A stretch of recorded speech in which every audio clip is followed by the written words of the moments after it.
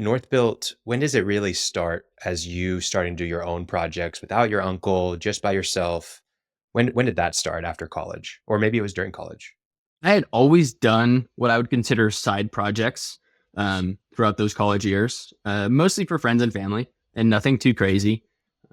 Smaller things: install a door, replace a window, install flooring in a base. Just small stuff. And then I founded Northbuilt in 2015, roughly a year after getting out of college. I worked for a civil engineering firm right out of college, and I realized very quickly that although it was interesting, it wasn't what I really wanted to do. At that point in my life, especially, I really enjoyed bags on, tool in hand, building something. I thought that was super rewarding, as a career path, as a field.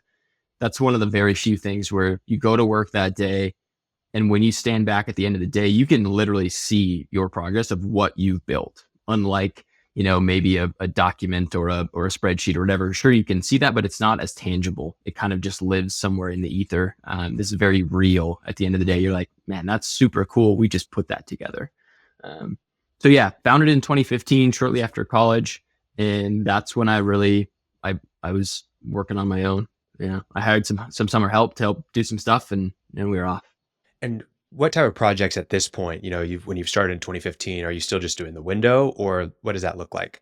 No, actually, it was a really cool opportunity. A good friend of mine had done very well for himself, and he asked me to build him a house. And so I came back and I built a house. So that was my first project. Oh, wow. This was in Montana. Correct. You're still in Montana. Yep. Okay. And what size house is this? It was fun too. It was a SIPS panel, so structurally insulated panel. So it's like a big foam block with 2 sheets of plywood on each side, and then you kind of stack it together like Legos. The walls and the roof. It was a kind of an open floor plan with a loft. Oh man, it's been a while now. Probably, I want to say it was like 40 by 40, somewhere in that size. 2 bedroom, 1 bathroom, kind of a mudroom, laundry area, and a kitchen, and then a big loft upstairs. So we'll call that 1,500 square feet, I think. Something like that. Did you bid that on cost plus, or did you give him a price and have a margin in it and have to keep it? Or did you just shake hands and not even talk about money? How'd that go? Oh, no. You're smiling. So I did the best I could. And we'll just say politely that Wyatt got the best end of that deal. And I learned a lot. I did not, I think when I look at think back on my contract, I think it was like 40,000, maybe 60, somewhere in there by the time it was all said and done. So it was, it took me about a year. But it was a team effort. There was times where I needed him to help me, but for the most part, I built almost that whole house by myself. And I'd have him and his brother would help me occasionally, kind of putting things up or setting some of those panels. But yeah, for the most part, I would do as much as I could by myself. And then I would kind of stack 3 or 4 or 5 tasks where I'd like, hey, I need you guys on Friday to help me do these things. And then boom, they'd show up, we'd knock them out, and then they'd go back to doing their thing. And then I could keep going. So it was a cool experience. I mean, honestly, I don't know if he got the better end of that deal. I think you being able to get that experience at such a young age by yourself is foundational to your learning. I would guarantee you probably learned more in that job than your entire college degree, And I think that's not really the mentality of a lot of people out there, is to go and lose money or pay for the opportunity to go and learn hands-on experience like that. And I see college students trying to get an internship and they want $20 an hour and all this kind of stuff. I'm like, you should be like paying for this opportunity to be an intern there. You should be going and trying to be an apprentice and get that hands-on experience for no pay.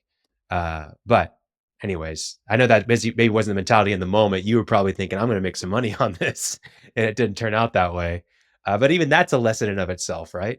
So. Oh, absolutely. Absolutely. And again, to your point, I don't regret either side of that coin. I just look back and go, man, built that whole thing for that. And again, it was great. And it was a team effort. They helped a lot. So it was fine. And it was a fair shake on both sides.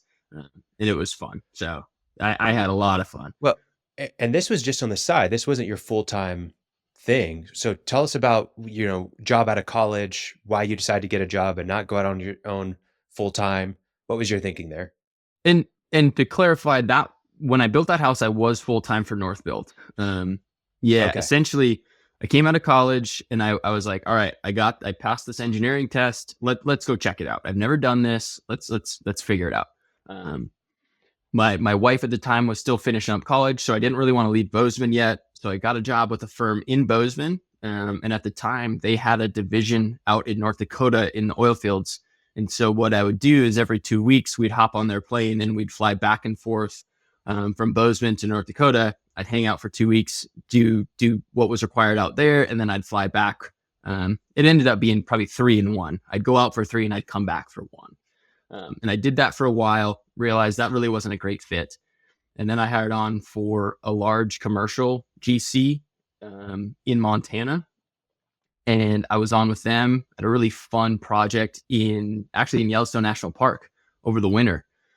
So we were kind of the only people in the park at the time, was sort of the crew. We'd roll up on Monday morning early, and we had the code to the gate, and you'd open the gate and you'd drive in, and then you'd close the gate and you'd just take off through the park. That was a cool experience.